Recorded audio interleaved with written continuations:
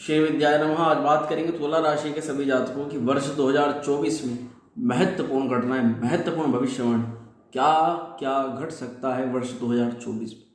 यही सभी जानकारी आपको आज की वीडियो के अंदर दी जाएगी। नमस्कार दोस्तों, मैं वैदिक ज्योतिष आचार्य पंडित शिवम शर्मा आप सभी का अभिनंदन और स्वागत करता हूँ आज के इस कार्यक्रम में।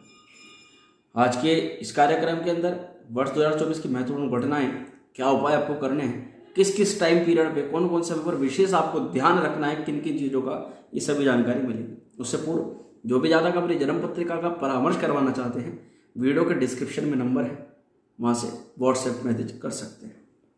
तुला राशि वाले सभी जातक, सबसे पहले मैं आपको चीज़ बताता हूँ, शुक्र महाराज से शुरुआत करते हैं क्योंकि आपकी राशि के मालिक हैं शुक्र महाराज। जो शुक्र की स्थिति है आपकी राशि के लिए, स्टार्टिंग में ही लगभग पहले सेकंड हाउस में रहेंगे फिर 2024 के, फिर ये थर्ड हाउस में रहेंगे।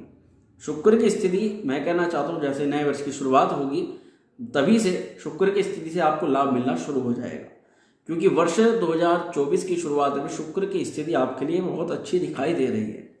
शुक्र की थर्ड हाउस में जब स्थिति बनेगी तब शुक्र महाराज आपको ट्रैवल से लाभ दिलाना शुरू कर देंगे, यानी कि आपके जो यात्राएं होंगी, जो आपका लोगों से मिलना जुलना होगा, उससे ये दिखाई देता है कि आपकी जो जिस कार्य से आप मिल रहे हैं, जा रहे हैं, यात्रा कर रहे हैं, वे कार्य आपके सफल होंगे।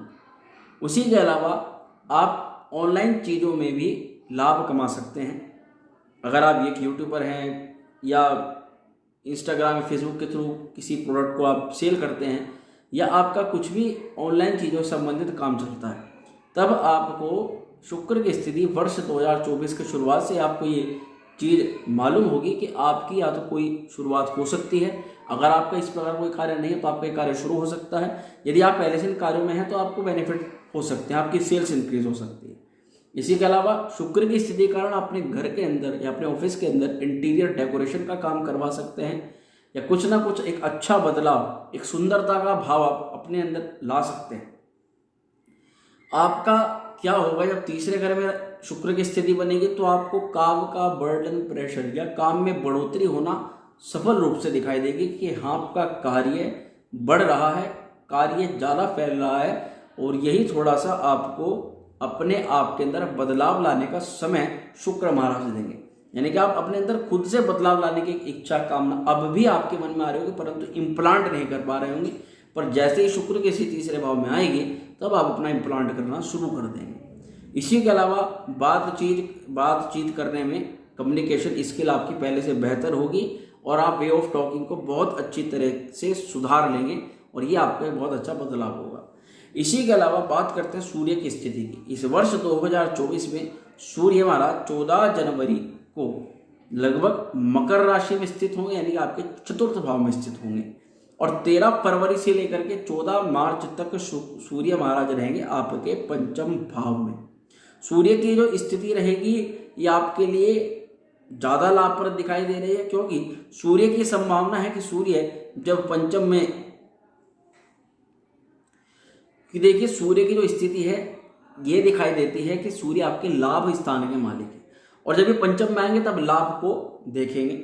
सूर्य की स्थिति के कारण से जो लोग नौकरी प्राप्त करने के लिए प्रयास कर रहे थे, उनके प्रयासों में सफलता होती हुई नजर आएगी। वहीं गवर्नमेंट जॉब के लिए, गवर्नमेंट एग्जाम के लिए तो सूर्य सबसे ज़्यादा मेन कारक ग्रह माने जाते हैं। तो सूर्य की स्थिति लाभ को देख रहे हैं, सूर्य पंचम में बैठ करके गवर्नमेंट जॉब का एग्जाम क्रैक हो सकता है, गवर्नमेंट जॉब के एग्जाम की प्रिपरेशन स्टार्ट हो सकती है। अगर गवर्नमेंट जॉब की तरफ ध्यान ही नहीं था जिन लोगों का, उनका ध्यान आकर्षित हो सकता है कि गवर्नमेंट जॉब कर लीजिए, सेफ जोन है, सबसे अच्छा है।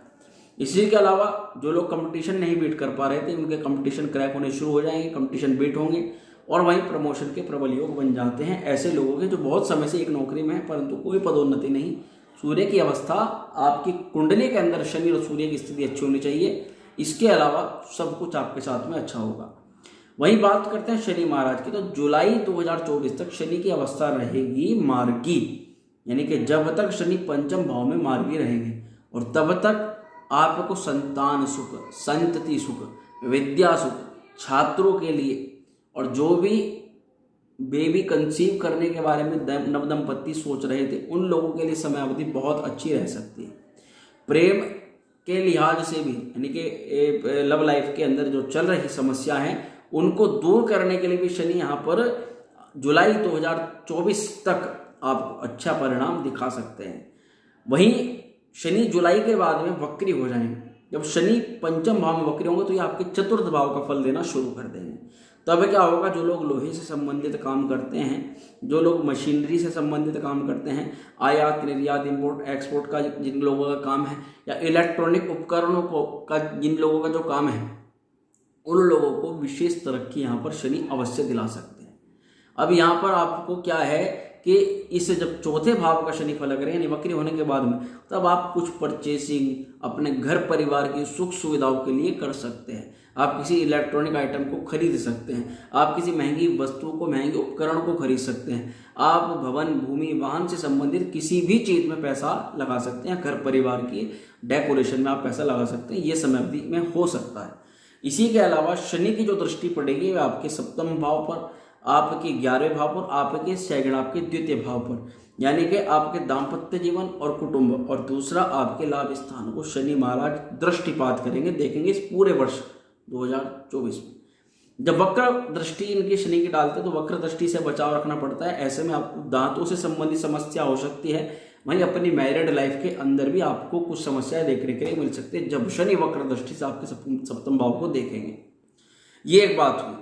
राहु की पूरे वर्ष तक आपके छठे घर के अंदर स्थिति रहने वाली है, और मैं आपको कहना चाहता हूं कि आप पहले भी वीडियोस के अंदर मैंने बताया है कि छठे भाव के अंदर राहु का प्रभाव बहुत अच्छा माना जाता है। त्रिषडाय भाव है छठा भाव, और त्रिक भाव के अंदर भी आता है। तो यहाँ पर ये छठे भाव में राहु की स्थिति आपको लाभ दिलवा सकती है। कैसे लाभ दिलवा सकती है? ये बहुत उत्तम स्थिति रहेगी। आपका कॉन्फिडेंस लेवल इसमें बढ़ा हुआ रह सकता है। इसी के अलावा अपने रोग, अपने शत्रु, अपने लोन, अपने ऋण, अपनी समस्याओं से बाहर निकालने का राहु पूरा प्रयास आपके द्वारा ही करवाएंगे। छठे घर के अंदर आप थोड़ा सा योग, हेल्थ, अपनी हेल्थ के ऊपर ध्यान देना शुरू कर देंगे। योग या हेल्थ एक्टिविटीज करना स्टार्ट कर देंगे। राहु यहाँ पर आपको शत्रु हंता प्रबल योग बनवाते हैं, यानी व्यक्ति शत्रुओं से पराजित नहीं हो सकता, ऐसा प्रबल योग बनवाते हैं। वहीं केतु की स्थिति इस पूरे वर्ष रहेगी आपके 12वें घर के अंदर, और जब 12वें घर में केतु की स्थिति रहेगी बहुत शानदार है। 12वें घर में पाप ग्रहों का शुभ प्रभाव बताया गया है। केतु की स्थिति जब 12वें घर के अंदर रहेगी तो आप यात्राएं कर सकते हैं। किस प्रकार की? केतु स्पिरिचुअल बनाता है व्यक्ति को, धार्मिक यात्राएं व्यक्ति की करवाता है। आप अपने प्रैक्टिकल चीजों को समझना शुरू कर देंगे। एक तो होता है कि ऊपर से मान लिया, हाथ जोड़ लिया भगवान के आगे, भगवान को मानना है। एक होता है कि प्रैक्टिकली आप चीजों को महसूस करें। नहीं, पॉजिटिव वाइब्रेशंस मंदिर में जाने से मिल सकती हैं, या पॉजिटिव चीजों को आप तौर तरीकों के अंदर उतार सकते हैं। तो ये चीजें यानी कि केतु आपकी लाइफ को कुल मिलाकर के थ्योरी हटा करके प्रैक्टिकल लाइफ आपको जीना शुरू करवा सकता है। केतु की स्थिति आध्यात्मिक विचार को आपको फैलाएगी, और वहीं आप अपने ही सवालों के जवाब ढूंढते हुए नजर आएंगे। पर थोड़ा सा केतु के बारे में स्थिति में आप अपने सवालों के जवाब ढूंढने में थोड़ा सा असक्षम होंगे, जिस कारण से आप चिंतित रह सकते हैं कि मुझे जो चीज चाहिए थी, जो मैं चीज चाह रहा था, वो कहीं संतुष्टि का भाव खो गया है, वो नहीं मिला। वहीं सबसे बड़ी चीज मई 2024 तक देवगुरु बृहस्पति आपके सप्तम में रहेंगे।